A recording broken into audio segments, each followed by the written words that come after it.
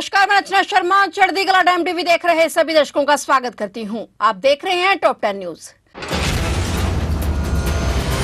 कर्नाटक सरकार ने हाल ही में मुस्लिमों को सरकारी ठेकों में 4% आरक्षण देने का ऐलान किया है। इस मुद्दे पर आज सोमवार को राज्यसभा में खूब हंगामा हुआ। भाजपा ने कांग्रेस पर संविधान बदलने का आरोप लगाया तो कांग्रेस अध्यक्ष ने सफाई दी। लगातार हंगामे के बाद सदन की कार्रवाई दोपहर 2 बजे तक के लिए स्थगित कर दी गई। सदन में केंद्रीय मंत्री किरण रिजिजू और जेपी नड्डा ने कांग्रेस पर एक के बाद एक आरोप लगाए, जिनका कांग्रेस के राष्ट्रीय अध्यक्ष मल्लिकार्जुन खड़गे ने जवाब दिया। खड़गे के जवाब के बाद भी हंगामा जारी रहा। उन्होंने कहा कि धर्म आधारित आरक्षण देने के लिए संविधान में बदलाव करना बर्दाश्त नहीं किया जा सकता। इसके बाद कार्रवाई को भारी हंगामे के बीच स्थगित करना पड़ा। राष्ट्रपति द्रौपदी मुर्मू एक दिवसीय छत्तीसगढ़ प्रवास पर रायपुर दौरे पर आई। इस दौरान उन्होंने रायपुर में छत्तीसगढ़ विधानसभा के रजत जयंती वर्ष के उपलक्ष्य में आयोजित कार्यक्रम में शिरकत की। साथ ही राष्ट्रपति द्रौपदी मुर्मू ने विधानसभा में विधायकों को उद्बोधन कार्यक्रम में शिरकत की। राष्ट्रपति के दौरे को लेकर प्रशासन पूरी तरह से अलर्ट रहा और सुरक्षा के पुख्ता इंतजाम किए गए। विधानसभा में राष्ट्रपति द्रौपदी मुर्मू ने रजत जयंती वर्ष पर सदस्यों को संबोधित किया। साथ ही सेंट्रल हॉल के सामने कदम का पौधारोपण किया। हिमाचल प्रदेश की राजधानी शिमला के जुब्बड़हट्टी एयरपोर्ट पर आज एक बड़ा हादसा होने से टल गया। जानकारी के मुताबिक दिल्ली से शिमला पहुंचे एलायंस एयर के विमान को इमरजेंसी ब्रेक लगाकर रोका गया और विमान के आधे रनवे पर लैंडिंग करवाई गई। विमान टायर बीच में ही फट गया। इस विमान में उप मुख्यमंत्री मुकेश अग्निहोत्री और डीजीपी डॉक्टर अतुल वर्मा भी मौजूद थे। गनीमत रही कि विमान रनवे से बाहर नहीं गया और बड़ा हादसा होने से बच गया। उधर इस हादसे के बाद सुरक्षा कारणों से धर्मशाला जाने वाली अगली उड़ानें रद्द कर दी गई और फ्लाइट रद्द होने के चलते धर्मशाला से कई विधायक शिमला नहीं आ पाए। वहीं सीएम सुक्खू ने कहा कि पुलिस से जानकारी मिली है विमान का बीच में ही टायर फट गया और इमरजेंसी ब्रेक लगानी पड़ी। इस मामले में नागरिक उड्डयन मंत्री से बात की जाएगी। बरेली से दिल दहला देने वाली घटना सामने आई है। बिथरी चैनपुर थाना क्षेत्र में रजऊ परसपुर स्थित महालक्ष्मी गैस एजेंसी में सोमवार दोपहर करीब 1:30 बजे सिलेंडर फटने से आग लग गई। आग ने पूरे गोदाम को अपनी चपेट में ले लिया। सिलेंडर फटने से लगातार कई धमाके हुए, जिससे पूरा इलाका दहल गया। सूचना मिलते ही फायर ब्रिगेड के साथ पुलिस मौके पर पहुंची। आग बुझाने के प्रयास किए गए और कड़ी मुशक्कत के बाद आग पर काबू पाया जा सका, लेकिन तब तक सारे सिलेंडर फट गए। गनीमत रही कि कोई हताहत नहीं हुआ। घटना इतनी विकराल थी कि धमाकों के साथ फटे सिलेंडरों के टुकड़े 500 मीटर तक जाकर खेतों में गिरे। इससे पूरे इलाके में दहशत फैल गई। जिस गैस एजेंसी गोदाम में आग लगी वह सोमवार को बंद रहती है। गोदाम पर चौकीदार और ट्रक चालक ही थे। दोनों ने भागकर अपनी जान बचाई। वहीं गोदाम आबादी से काफी दूर बना है, जिससे जनहानि होने से बच गई। फिलहाल पुलिस मामले की जाँच में जुटी हुई है। किसान नेता जगजीत सिंह डल्लेवाल के मामले में आज हाईकोर्ट में सुनवाई हुई।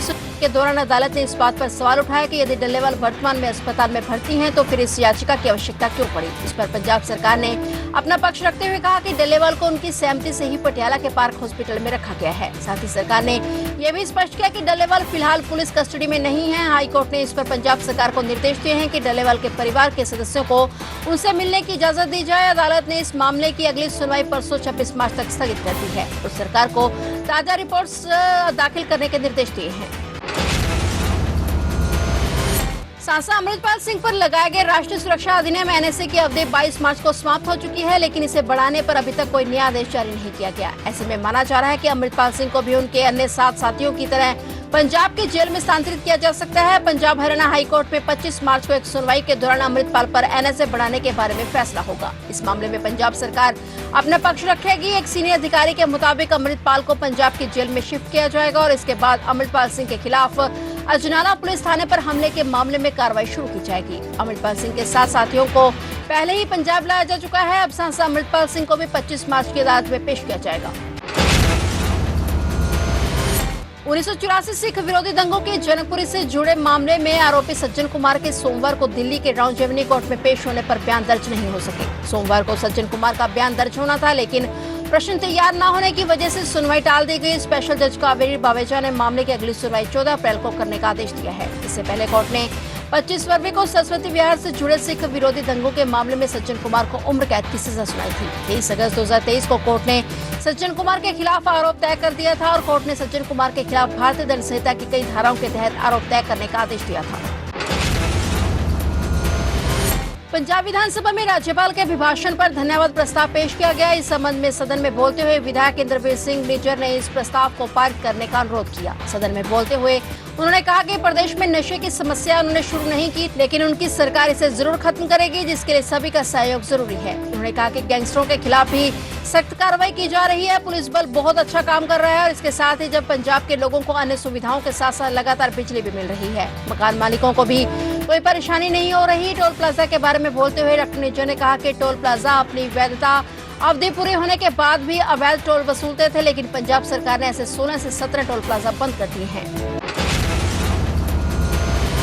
उत्तराखंड की राजधानी देहरादून आज बड़े हादसे से दहल उठी। आज डोईवाला के लच्छीवाला टोल प्लाजा पर एक भीषण हादसा हुआ, जहां देहरादून की ओर से आ रहे एक अनियंत्रित डंपर ट्रक ने कई वाहनों को अपनी चपेट में ले लिया। इस हादसे में 3 लोगों की मौके पर ही मौत हो गई। रेस से भरे डंपर ने टोल पर खड़ी 3 कारों को जबरदस्त टक्कर मार दी, जिससे मौके पर अफरा तफरी मच गई। टक्कर इतनी जबरदस्त थी कि कार ट्रक और वहां खड़े पोल के बीच में ही दबी। इस दुर्घटना में अब तक 3 लोगों की मौत हो चुकी है और घटना की सूचना मिलते ही डोईवाला कोतवाली पुलिस मौके पर पहुंची और राहत कार्य शुरू किया गया।